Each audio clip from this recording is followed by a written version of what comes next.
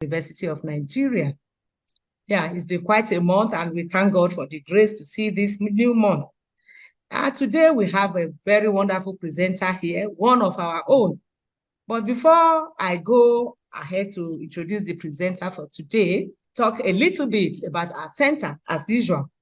But however, let us introduce our center, the Center of Excellence in Migration and Global Studies, which is a fulcrum of evidence-based research and emerging migration and global studies challenges in Nigeria. This center was established 2020, February, by a seed fund from TED Fund under the leadership of our immediate past Vice Chancellor, Professor Uba Abdallah Adamu, who is also here with us this afternoon. Welcome, sir. And the center has been waxing strong since its inception. As a research hub, the center is engaged in research about migration and global studies, both internal and external, and its conceptualization, contextualization, and decolonization are primarily for internal paradigm, dimension, and capacity development for field-based research and policy-oriented recommendations arising therefrom. Our migration observatory is field-based using ethnographic art methods and extensive narratives that validate theories. Our vision to bridge the gap between humanity and the future, and our mission is to provide sustainable leverage for interdisciplinary research in migration and global studies. Of course, our core values include integrity, inclusion, diversity, service, and participatory. Of course, we have many core mandates to provide leverage for field-based and solution-driven research, to serve as agents of national policy for migration and global studies, to seek grants for academic activities and outreach for sustainability, to publish and sustain peer-reviewed academic journal and monograph series, to collaborate with stakeholders in the field of migration, global studies, and policy makers, to organize occasional seminars, conferences, and public lectures in migration and global studies. So, of course, this is one of such, to organize seminars, which we do often, and we have our source of making research well pronounced in this center, having many people go to studies, presenting many reviewed articles about migration and global studies. And that is always what this center does. And we've now published such articles in our esteemed journal, International Journal for Migration and Global Studies, which is at the 3rd volume, issue 2. Issue 2 will be out in another 1 month. And of course, by his grace, when we enter the next year, we enter volume 4. So the journal is going on engaging in research work of very prominent researchers. And one of them is here today to also share with us global issues, not really much about migration today. What we are going to have is more or less about other issues other than migration.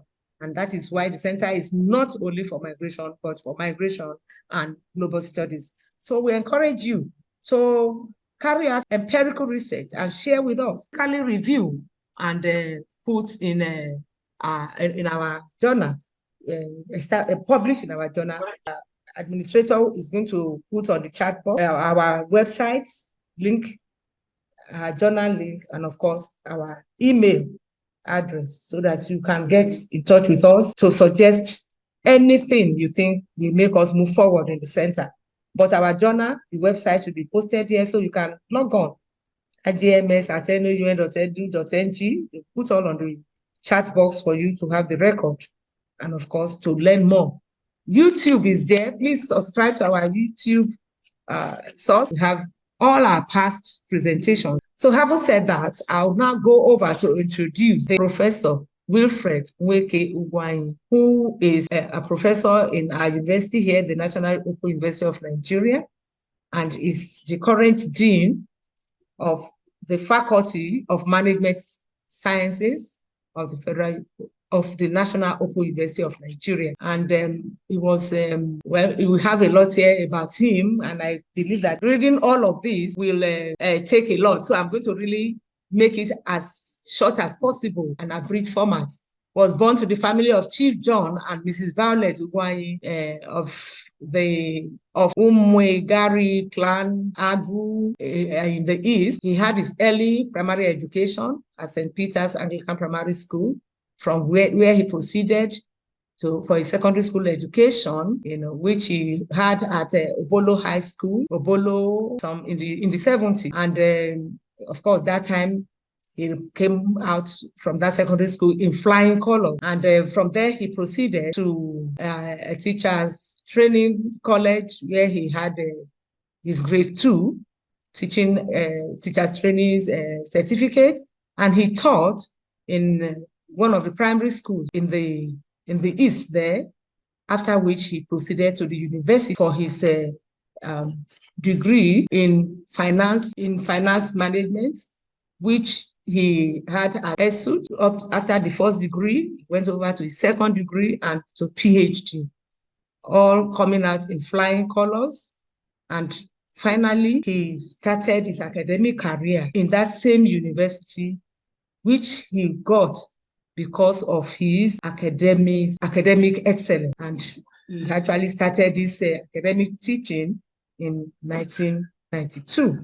Professor Ugwanyi rose through all the cadres and became a renowned professor in the year 2006. And he has journeyed far and wide in his academic career, not only in ESUT, but in many other universities. He has contributed as an examiner, as a lecturer, and in his university, ESUT, he was a staff advisor, PG coordinator, and held so many management positions. And today, he is widely published. Of course, he has a fellow in his area, Chartered Institute of Treasury Management, fellow, Association of Business Extensives London, member, National Institute of Marketing of Nigeria, associate member, Association of National Accountants of Nigeria, associate member, Chartered Institute of Cost and Management Accounts, and so many. Like I told you, I cannot read the whole of this CV, because I'm here with a man who is well accomplished and has gone far and wide. So we're very proud to have him amongst us. He took up his appointment at the National Open University of Nigeria in 2020. And of course, knowing that we have a man of excellence here, he became the dean of that faculty of Management Science in 2022, where he's still the dean to date. And he's married to a Professor Georgina Obinne Ugwanyi, a professor of banking and finance, Michael Okpara, University of Agriculture, Umudike. Of course, he's blessed with children and grandchildren. We are very happy, very proud to have him here today to share experiences with us. And his topic for today is effective financial planning, budgeting, and implementation, Nexus to averting economic chaos in households in Nigeria. So you will agree with me that we just have the best in our presence today to deliver this topic. And we are all excited and waiting to learn a lot from this distinguished scholar. On this note, I'll invite Professor Wilfred Nweke Nwanyi to go ahead and make his presentation. You are welcome, sir. Over to you. Dear colleagues, good afternoon. I appreciate you listeners, both at now, ESUT, and other places. Please, I plead with you that we have a look and listen and discuss on a topic I consider very critical to our nation, which is effective financial planning and budgeting, Nexus to averting economic chaos in household in Nigeria. I chose this topic because of what is happening to all of us. As of now, the economic stability of households is crucial for the overall well-being and development of a nation. In Nigeria, as in any other countries, households are often face financial challenges that can lead to economic chaos if not adequately managed. This document investigates the nexus between effective financial planning, budgeting, and the prevention of economic chaos in Nigerian households. It highlights the significance of financial literacy, prudent spending, and savings for financial security. You see, the background of this, I had a critical look at an issue. Say, for example, I decided to take this so that I'm meant to know I was muted, so I'll start afresh. From introduction. Now, permit me, I've greeted the professor who is anchoring this for what she has been doing here. We appreciate you. Please keep it up. Invited to come and talk on it. I actually decided to pick on a topic that is very pertinent to all of us. A topic that all of us, after listening to, we either have to apologize to our dear children for having consumed their future, or make amends so that what is happening now will not happen in the next few years. And so the topic I'm going to speak on is effective financial planning and budgeting, nexus to averting economic chaos in households in Nigeria. You see, as an introduction, the economic stability of households is crucial for the overall well-being and development of a nation. In Nigeria, as in many other countries, households often face financial challenges that can lead to economic chaos if not adequately managed. Yes. Now, this document investigates the nexus between effective financial planning, budgeting, and implementation. The nexus between effective financial planning, budgeting, and the prevention of economic chaos in Nigeria households.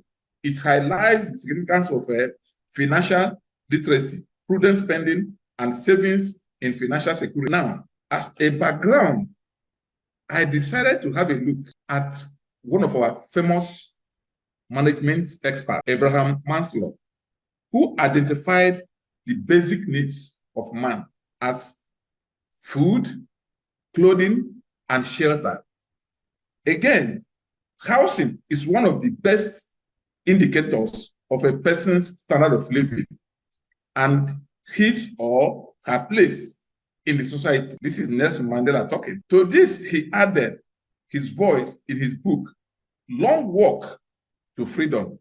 It was the opposite of grand, but it was my first true home of my own. And I was mightily proud.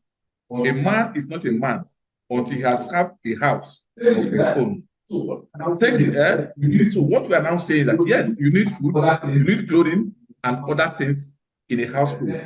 But then house is very important. But at the same time, I want to interject at this onset, giving an example when we need a house and what other things we may need, especially when a man is starting a life. If we take the case of Jim Ovia, a popular financial expert in Nigeria, who in 1948, yes, some years ago, he started a bank, Zenith Bank, in 1990 with 20 million. While a musician, we all know, Shina Peters, used his 20 million to build a palatial house. Now, the other one invested, the other one built a house. They are all investments. But today, we sincerely apologize for the technical hinge. So please bear with us. I will continue with the background of the study. And I was talking about a popular and a renowned foremost management expert, Abraham Maslow. He talked about the needs of a man: food, clothing, and shelter. And I was trying to give an emphasis. Yes, these are three basic needs of man. And to buttress this, I quoted Nelson Mandela in his book when he said housing is one of the best indicators of a person's standard of living, and he or she is in the society. Nelson Mandela in his added in his book, added his voice in the book, Long Walk to Freedom. It was the opposite of a grand, but it was my first true home of my own, and I was mightily proud. A man is not a man until he has a house of his own. We all agree on this, and this paper equally agree on this. The society agree on this. But today, all we are trying to see is emphasis on priority in life. Let's go ahead still. Take the case of Jim Ovia, who started Zenith Bank PLC with 20 million in 1990. This is an investment. Then a popular musician in Nigeria in that same year, Shina Peters, built a palatial house with 20 million. It's an investment, but the type of investment he made is consumption, personal house. Now, you, at the onset, have left you as a judge of the two investments. Remember that at the onset, we talked about the importance of a house to a man, but we are talking about priority. Somebody invested 20 million in a bank. The other one invested 20 million in a personal house, a living house. And today, all of us can testify the economic value of the two investments. And so, but Shina's house was built for personal use, while Jim invested for commercial purposes. Now, by the year 2023, 33 years after the investment we are made, please judge and see effective financial planning in action. The result is very clear. Based on this, I want to take us again. We are talking about the background of this course before we proceed, so that we be on the same page. Our president then in the year 1973 said, money is not our problem, but how to spend it. General Yakubu Gowon, 1973. In the year 2002, INEC spent 355 billion naira to conduct 2023 election. 1 trillion naira to be spent in presidential election in 2023 financial time. Nigeria's total debt rises to 85 trillion from 6.25 trillion as at December 21st, 2022. This is from DMO. And under that, they said each Nigeria is to owe 384,862 at the end of Buhari's administration. So each and every one of us, we are owing, not that they owe us, but we are owing as an individual, working about, you are owing. Nigeria spent more than 11.35 trillion naira on fixing the country's three moribund refineries in the past 10 years, Reuters, 31st May 2023. The 12.05 trillion spent by the federal government on maintenance and rehabilitation of refineries, as well as fuel subsidy in 7 years, is more than enough to build a brand new 650,000 barrels per stream day refinery and 325,000 DSP refinery, and investigation by Daily Trust. Well, we have kept ourselves conscious of what is happening. Nigeria, one of the largest economies in Africa, has experienced significant economic growth in recent years. However, this growth has not always translated into improved living standard for the majority of the citizens. Many Nigerian households continue to grapple with financial instability, which can manifest as lack of access to basic necessities, education opportunity, healthcare. Addressing these challenges requires a multifaceted approach, and this document focuses on the pivotal role of financial planning and budget. The research objective, the objective of this paper, the primary objective of this paper are as follows: to examine the relationship between effective financial planning, budgeting, and economic stability in Nigerian households, to assess the level of financial literacy among Nigerian households, to identify financial challenges commonly faced by Nigerian households, and finally, to explore strategies for improving financial literacy and promoting effective financial planning and budgeting in Nigeria. We will review relevant literature to give us an idea and more idea really on what we have to do. And like I have on the screen there, people don't like idea of thinking long term. Many are desperately seeking short-term answers because they have money problems to be solved. Yes, that is actually the case all over in many cases, but we have to rethink, and that's what we are trying to redirect our mind The paper took a review in the following areas: financial planning and budgeting in households. Effective financial planning and budgeting are fundamental pillars for managing household finance efficiently and achieving long-term financial stability. Financial planning involves setting well-defined financial objectives, formulating strategies to attain these goals, and regularly evaluating progress. This process empowers households to allocate their financial resources effectively, ensuring that income covers essential expenses and leaves room for savings and investment for Latunji and the God. Now, what we are saying here is that, yes, we must set targets, we must plan. Let's go down. Financial planning encompasses various elements. Goal setting. Set your goal in life very well. Household must identify and prioritize financial goals, whether it is savings for education, home ownership, retirement, or an emergency fund. These goals serve as the basis for financial planning. I have to digress a little bit by asking a pertinent question in our household. For you to have a grip of your life, a grip of your finance, please, there is need for financial education. There is a need.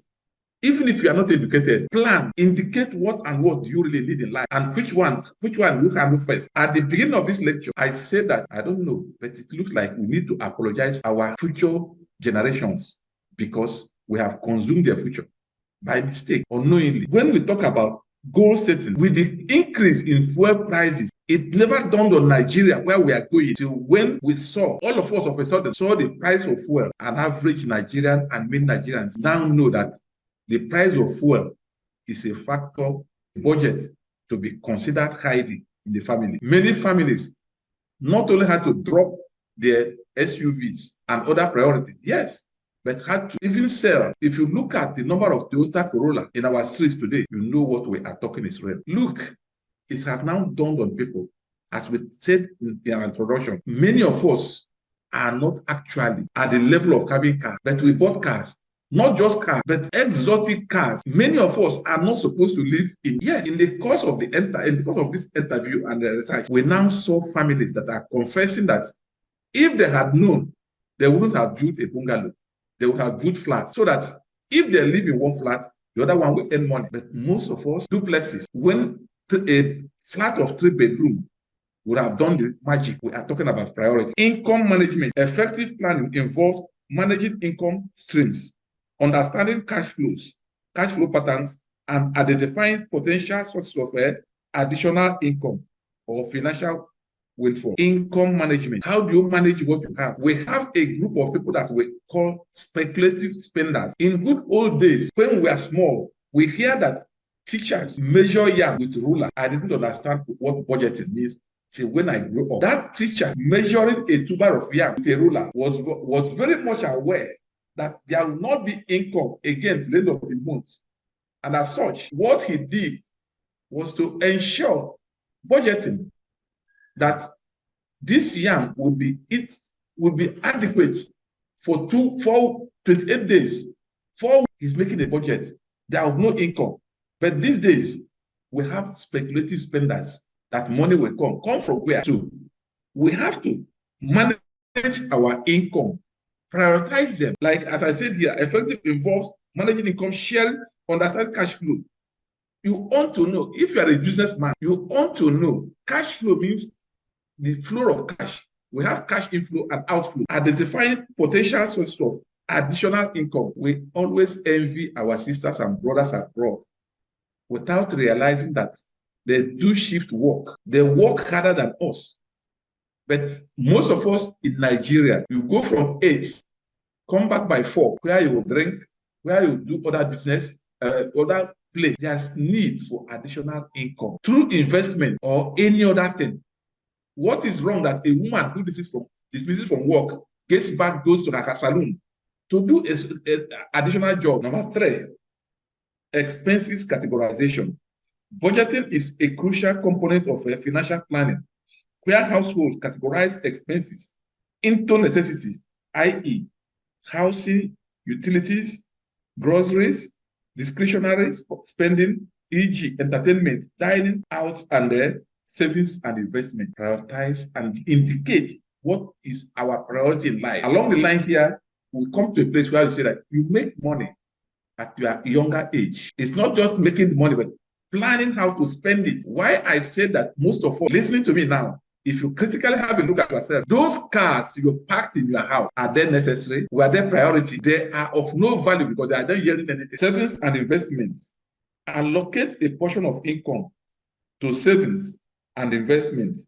Ensure a financial safety net and future financial growth. Don't wait for, if you are a government worker, don't wait for pension. So seek outlet, investment outlet. Yes, inflation, as we are going to see, is very high in Nigeria. I know there are many people are waiting to ask me challenges, but then if you invest in landed property, your money may not be enough to build on it, but the land will appreciate beyond what inflation will eat. If you are able at a young age to buy 2 plots of land, at a later age in life, you can sell one to build in the other one. Financial planning, when executed diligently, empowers households to navigate financial challenges and unexpected. Greater is untimely averting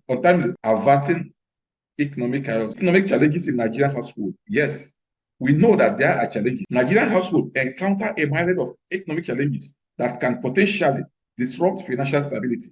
These challenges include inflation. Please don't save your money. Don't save your money under the pillow. Interestingly, I know my colleagues in banking industry will quarrel with me, but we are talking about hardcore truth. Ask yourself, you are having 1 million naira, and they ask you, please put it in the fixed deposit in a bank. If you put that money in a fixed deposit, ask them at the end of 1 year, what is my interest? You will see that you can't get more than 6% interest in that your 1 million naira after 1 year in the fixed deposit. Now you ask me, what do you do? The next thing is that you ask yourself, what is the rate of inflation that year? For some time in Nigeria, the rate of inflation is not less than 10%. So you now invest and get 6%.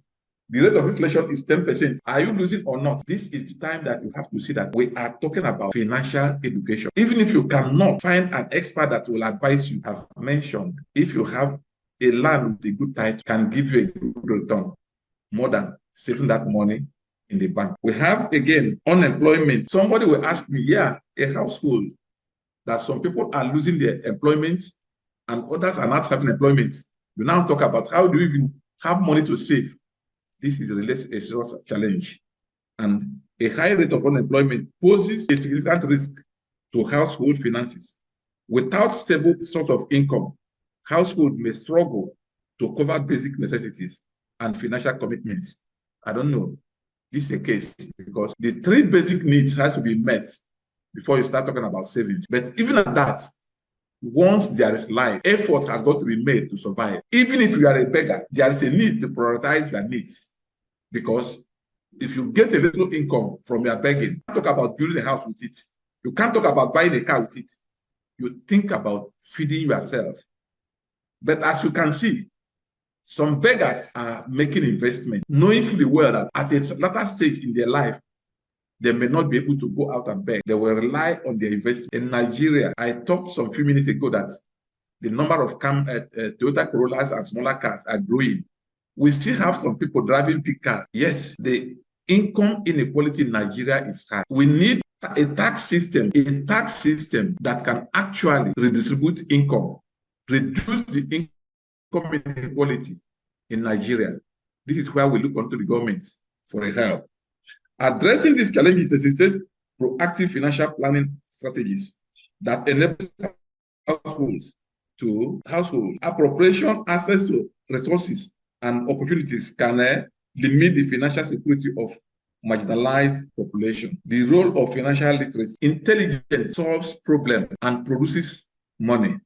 Money without financial intelligence is money soon gone. You see, the role of effective, if a good budgeting, financial literate households can create realistic budgets that align with their financial goals and their priorities. What we are saying here is that actually for those who have financial literacy, we are not talking about education. Somebody can be educated but cannot manage his finance. We are saying that save and invest wisely. There's need for somebody to understand how to save and manage his little savings or income wisely. Another one is managing debt. Sincerely speaking, I've been an advocate of borrowing. If you borrow and you saw a source of investment that can actually give cash flow more than the interest paid, borrow. The problem on what I read earlier about Nigerian borrowing is that they are not judiciously invested so that they cannot pay the principal and interest as at when due. But if you know you can borrow, pay the interest and principal as at when due, and make their own profit. Borrowing is a source of income, and financially is advocated. Plan for retirement. As we are seeing, there's nothing as embarrassing as at your old age, having worked in township and you are retiring, or you retire and you are still in somebody's house. You don't have at least one bedroom of your own. If you get back to what Mandela said, you see the importance of what I'm talking about, that you become a man or a woman when you have a house of your own. So there is a need to plan for a house. But then I have to say this very clearly now. In the part of the country where I come from, there is a wrong planning. You see somebody that will build a house in the village, a duplex of not less than 5 bedrooms, furnished, walled and locked. Only reptiles and lizards are living there. He gets to the urban, build another one there. What we are really saying is, you now see that in the part of the East where I come from, somebody may have 2 houses. It's not the yearly income, which means it's personal house that is not for investment. And again, deteriorating year by year. Those houses, your children may not even come back to live in them. You are not living in them. What of your children? The money we use in... The presenter is muted. Prof, you are muted. I was talking about the role of financial literacy, and I was saying that both financial experts and educated Nigerians, we all have goofed when it comes to financial planning and implementation. Like I was talking about building houses that we don't need, buying cars that we don't need. A lot of investments that we made them because doing that. When we talk about marriage, we spend millions of naira in wedding only for the couple to come back and they will not have more than 2 million naira when they spent over 5 million naira. Burial ceremonies, the issue of let me do it the way the other person did is becoming obsolete and should be a financial training, a financial knowledge, a financial education that we should talk to people about. It is no longer business as usual. In fact, family planning, nobody teaches anybody family planning now because it has dawned on an average Nigerian that raising children, so you have to plan, and this planning and prioritizing, I talked about and said, please live in a house you can afford. Send your children to the school you can afford. Belong to the clubs and society that you can afford. Don't do anything because others are doing. Your neighbor's son had a wedding and spent over 5 million. And you want your own daughter or your own son to spend as much. So planning, that's not financial education. To gain comprehensive perspective on finance planning and budgeting practices, it is valuable to compare Nigerian practices with those in other countries. International comparison reveals noteworthy trends and best practices that can be adapted to the Nigerian context. Examples of international comparison might include financial education program. Examining successful financial literacy initiatives in other countries can provide insight into how to design and implement effective programs in Nigeria. You see, a situation whereby all these local traders, they need to be educated, and this can be done in churches, in mosques, telling people about savings, about tomorrow, regulatory framework, comparing financial regulations and consumer protection measures can inform policymakers about approaches that have proven effective in safeguarding household financial interests. Savings and investment behavior. Analyzing the savings and investment behavior of households in different countries can highlight strategies that encourage financial resilience. Government interventions, investigating government policies, interventions at promoting financial stability can offer valuable lessons for Nigerians policy makers. You see, a situation whereby Nigerians will just say, give palliative. A popular adage says, please teach me how to catch fish. Don't give me fish. I want to know how to make it. Giving us 10,000, 100,000 won't solve any problem. Using that, collecting and teaching people trades, how to manage their little business is better than giving them cash. Well, in trying to do this work, the methodology to thoroughly investigate the relationship between effective financial planning and budgeting and economic stability in Nigerian households, a mixed method research approach was carefully chosen. This approach allowed for a comprehensive and exploration of the subject by combining both quantitative and qualitative data collection and analysis methods. Sampling. The sampling process was a crucial step in ensuring that the study's findings will be representative of Nigerian households across various demographics and geographic regions. The following steps were undertaken. Employ stratified random sampling. The stratified random sampling technique was employed to divide the target population of Nigeria household into distinct strata or subgroups based on factors such as region, income level, urban and rural strata size determination. Within each stratum, the sample size was determined to ensure statistical significance while accounting for the diversity within that stratum. The approach helped prevent data collection was meticulously process designed to gather both quantitative and qualitative information from household and financial experts. Quantitative data survey. A structured questionnaire was developed to collect quantitative data from selected households.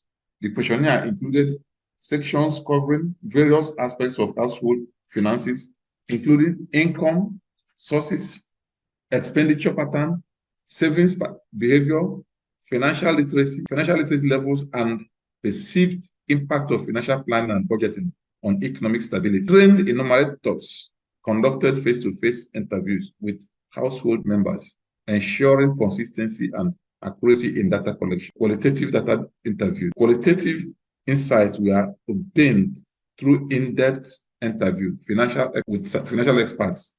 These experts, with their extensive knowledge and experience in finance, were asked about best practices, challenges, and recommendations related to financial planning and budgeting. This interview provided valuable context and expert opinion to complement the quantitative data. The combination of quantitative and qualitative data collected methods allowed for a comprehensive understanding of the dynamics of financial planning and budgeting in Nigerian households, enriched by perspective of both experts and households. Data analysis. Upon completing data collection, the study proceeded with the analysis of the gathered information. The analysis process was tailored to the nature of data. Quantitative data analysis. Quantitative data analysis from the survey were analyzed using statistical software. Discrete statistics such as means, median, and percentages were computed to summarize key variables related to income, expenses, savings, and financial literacy. Inference statistics tests such as correlation and regression analysis were performed to assess relationships between variables, draw conclusions about the impact of financial planning and budgeting on economic stability. Quantitative data analysis. Quantitative data from expert interviews were thematically analyzed. This involved identifying recurrent themes, patterns, and key insights from the interview. Coding and thematic analysis helped in extracting valuable quantitative findings related to the best practices and challenges in financial planning and budgeting. By integrating the results from both quantitative and qualitative analysis, the study aimed to provide between effective financial planning, budgeting, and economic stability in Nigeria. Now, when we get to the analysis, money is a tool. Money is a tool. Used properly, it makes something beneficial. Used wrongly, it makes a mess. The analysis of the data collected through surveys, qualitative interviews provided valuable insight into the nexus between effective financial planning, budgeting, and economic stability in Nigeria households. The results of the study are presented several key areas. Importance of financial planning and budgeting. One of the prominent findings from the survey data was the acknowledgement of the importance of finance planning and budgeting among respondents. A significant majority of households recognize this practice as essential for maintaining economic stability. Respondents expressed that having a well-defined financial plan and budget allow them to control spending. Many households reported that budgeting helped them keep track of their expenses, reducing their likelihood of overspending on non-essential items. Emergency preparedness. Those with financial plans and budgets in place felt better prepared to handle unexpected expenses, such as medical emergencies or urgent repairs. Goal achievement. Households with clear financial goals and budgetary discipline were more likely to make progress towards their objectives, whether it was savings for education, home ownership, or retirement. Thus far, we can see that from the findings, importance of financial planning and budget, from those interviewed, they all agree that help them control spending, help them to be equipped for emergency spending, like death, accidents, health, goal achievement. Financial plan help them achieve their targeted goal. Low level of financial literacy, one of the findings. Despite the recognition of the importance of financial planning and budgeting, a significant portion of respondents exhibited low level of financial literacy, underscores the need for literacy program in Nigeria. Key observation regarding this financial literacy are limited knowledge. We grouped this study and we saw that in regions like we have in Nigeria, for example, the 6 geopolitical zones, the rate of financial literacy is not equal. Some are quite knowledgeable, some are not.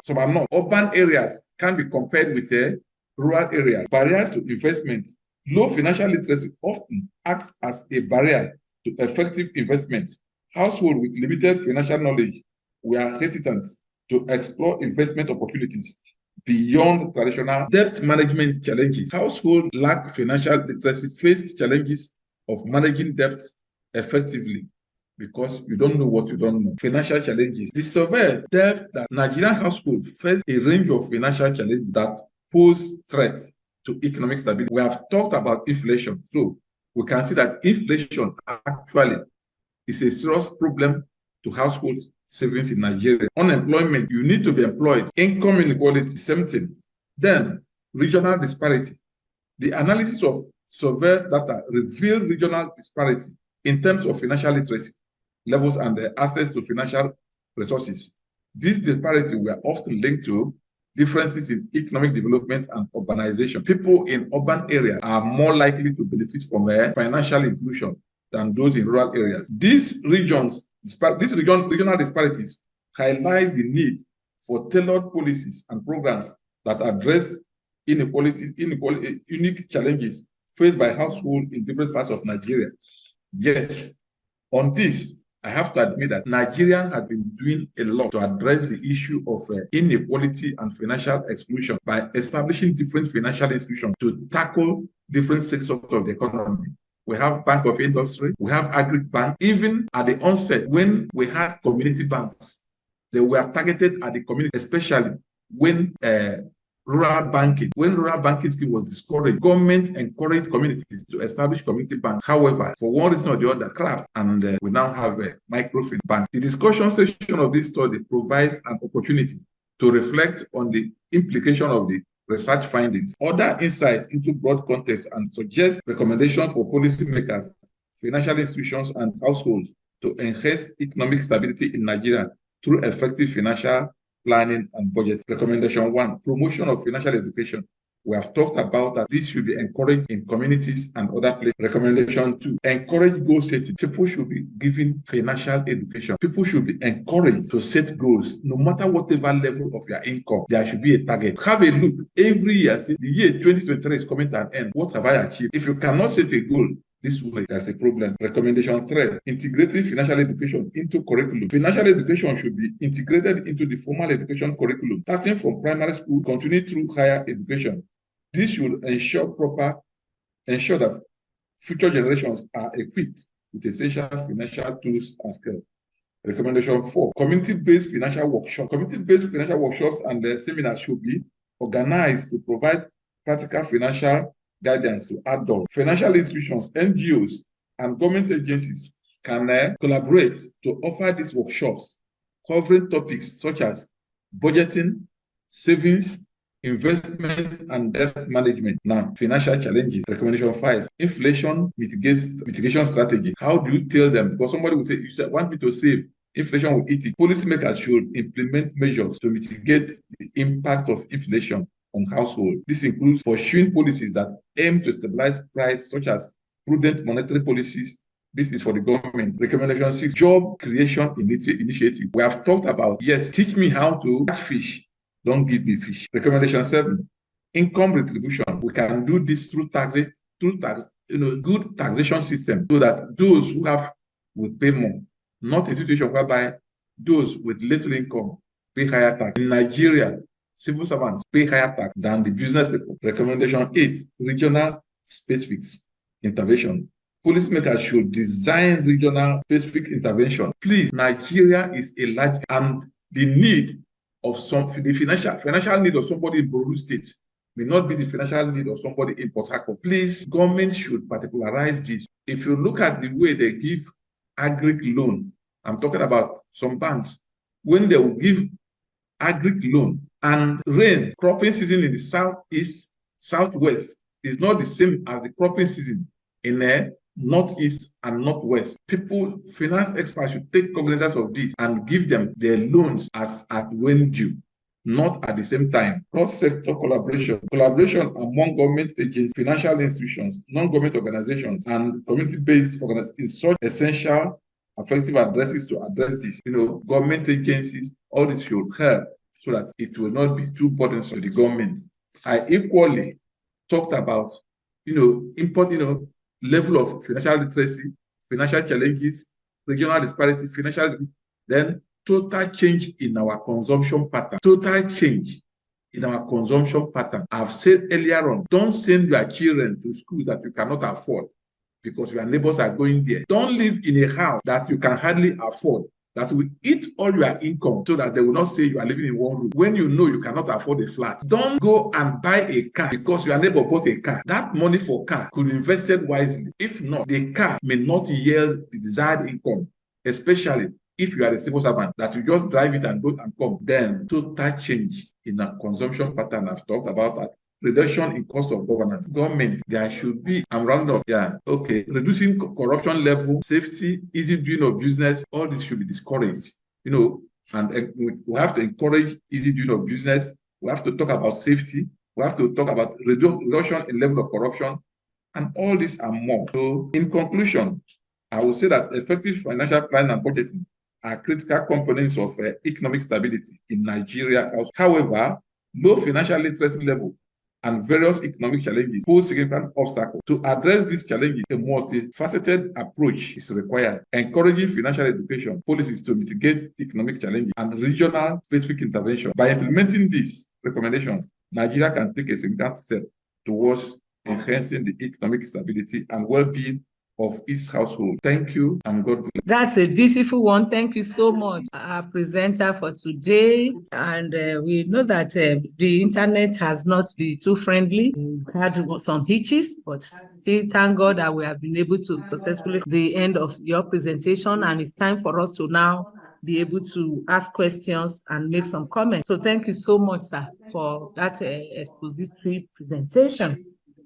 I can see that some people have fallen out of coming in and out of this. It's unfortunate. We rarely have it, but then the people who are around, as few as we are, I want to say, before I allow Professor Abdallah to make his comments or ask his questions, can see Professor Abdallah some time, and we understand being through it. I hope he can hear me maximally to this presentation. Let's make it interactive. I want to say I really enjoy some of the recommendations of the presenter, especially the one of saying financial primary school. I wish I had one. Maybe I would have been better off. And now that I didn't have one, at this stage of life, want the oncoming ones to have it because it's very important. And I also say in my mind, not only financial education, but entrepreneurship education from primary school. I think that will also help us a lot because we now know that the children know what they can also do aside reading just the physics, chemistry, biology, getting A1 in that entrepreneurship education, financial education. And some of us did not have the habit of proper savings when we were coming up, and we hope younger ones will learn from mistakes we've made. Thank you very much. So let me allow Professor Nadala to come in, because we are not sure of the next 10 minutes with internet. So Professor Nadala, over to you, sir. Okay, thank you very much. Good afternoon, everyone. I was there from the beginning to the end that they are patient. So it was very difficult to follow the arguments smoothly in a sequential manner. You keep getting chunks and chunks of ideas here and there, but there is no synchronization. And so it is very difficult to really maintain a synchronized order in the whole thing. And also, I find it he was presenting a paper, right? He wrote a paper and he was following the linear sequence of the paper. When you have about 20 or 30 minutes, you just get to the point. Instead of he spent a lot of time in the preliminaries talking about all the literature review and things like that. And then right in the middle of the presentation, what we got was a methodology and things like that. You really don't need to tell us about how many questionnaires we gave or whatever it is. The whole idea behind these kind of short presentation is just tell us precisely what you did and why it is very, very important. So I find it a little bit disjointed, but that's probably only me. Probably a lot of the discussion focused on issues that deal with social philosophy of individuals about how they manage their income and so on and so forth. And I find it interesting in the sense that there is a low level of financial literacy. I don't know the parameters that are used to determine financial literacy, but in my view, households that have children, houses and things like that have their own financial literacy. They know their limits and they live within their limits. Maybe they don't follow a particular international framework or a theoretical framework, but it's not about theory, it's about survival. And people at the local level have a way of managing their resources, cutting their costs according to their size. But that's a classical example. Cut your cost according to your size. Live according to your means. This is an ancient cultural philosophy that clearly indicates that there is a financial probity, there is a financial budgeting process at local communities. So I find it difficult to really reconcile all these things, because the issue of low-level financial literacy is something that I find difficult to conceptualize in a situation when people know their limits. They know the amount of money they have, they know what they need, and they know that there is no correlation between what they need and the money that they have, classically. But then at the end of the presentation, we have a list of problems that have been identified, but we don't know who's going to solve the problem. Some financial institutions have been indicated, like Bank of Agriculture and things like that. I would have expected, first of all, for us to know how efficient these financial institutions were in helping to solve the problems of personal budgeting and financial planning. First of all, let's determine how efficient are they. Find out what makes them inefficient if there are gaps in their efficiency or in their delivery mechanism. Now, then we can discuss it, and then we can see how we can make them more efficient. But at the moment, government has all these institutions that will enable individuals to be advised about their financial security and things like that. And really, at the moment, the way things are, the COSI-OO era, and this is the real COSI-OO era. You don't need to tell somebody, don't buy an extra car. You don't need to tell somebody, don't pull your tank, don't fill your tank in your car if you know you're not going to move a lot. You don't need to tell somebody, you don't have to drive your car from Oka to Abuja because you are going to spend over 60,000 naira in fuel. Just go into the motor park and enter a commercial vehicle. You don't need to tell anybody all that. I mean, the societal structure has created a mechanism whereby we are inherently financially accountable, whether we like it or not. So I find it a little bit strange that we are talking about what to do and how to live financially, and so on. And these social policies are very difficult to implement anyway. For instance, one of the recommendations was to reduce corruption. How are we going to reduce corruption? What will we do? We have been arresting people for corruption. And the same people we arrest for corruption are now back in power. And we know every level of power and authority in this country, those who are in charge of power and authority were at one stage indicted on corruption charges. They are now the one controlling the economy. So what do we do? How do we solve this? How do you say reduce corruption? How do you reduce it? At the same time, corruption is not about financial mismanagement at a large level. It's an individual level. Even in your own home, you can have corruption. When your wife started getting all sorts of friendly to you because you have brought her some gifts, that's corruption.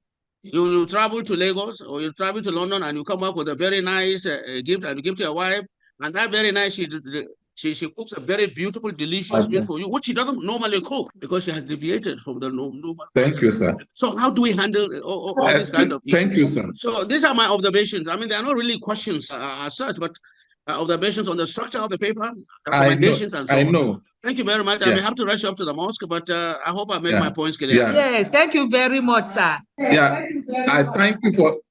I thank you for being with us, starting from the beginning to the end. This is your baby. This is your baby. I learned.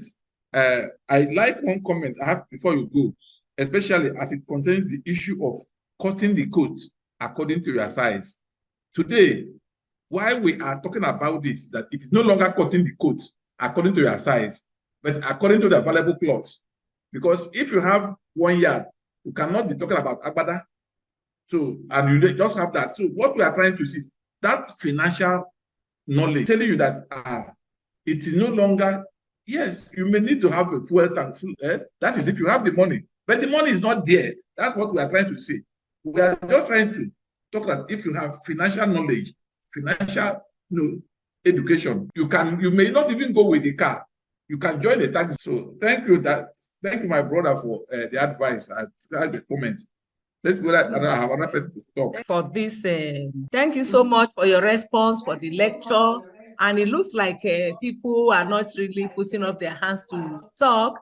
And we want to. Yeah, let me quickly make a comment, which I think I'm not sure, maybe because of the intermittent break in transmission, whether the presenter mentioned it, and it has to do with what is the place of the National Orientation Agency in your study of this reorienting the psyche of Nigeria to be financially educated? I think there must be a space in terms of solution driven to something that is becoming a national pandemic, in the sense that it does not make any sense to have a mansion in your village. For those who have village, I don't have a village in Lagos Island, fortunately. It does not make any sense. Even if, a lot of people were shocked and say, oh, you don't have your own house. I say, where's the money? It's not that I'm not financially prudent. I wasn't, but I'm still very, very financially prudent, but I prioritize what I want to spend the little that the Lord has given to me. Okay. So national orientation and choices. What are the what space do you have for this in your scheme of thing? Thank you very much for educating us and sharing knowledge. Thank you, sir. I think the presenter for him, he actually said right from the primary level we can get trained. And I think that may help us nationally. But in one word, just conclude, sir, and we'll continue on our platform, because this network is. Thanks for those who have made comments. Like the last speaker said, there's actually, and in every life, there's need for education. Every age, there's need for education. So we'll continue we are praying and we're asking that financial education should be inculcated in our culture, in our schools, in our marketplace. It is necessary. It is needed. Thank you. Thank you very much, sir. We are very grateful for this presentation, and I want us to continue on our platform, further, because of the very unique challenge we have today on this presentation. It's not always like this, but I think we are going to call them to come and check one or two things, because obviously we had a lot of technical hitches, but that will not hopefully repeat itself, because we get to the bottom of it. So we want to use this opportunity to thank those of you who have been able to bear with us and be on this program, even when the network and the challenge is there.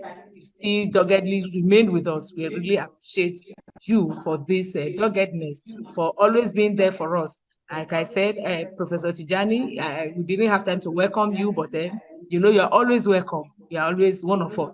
And then Professor Bewaji, even when he didn't talk, we know he's listening to us.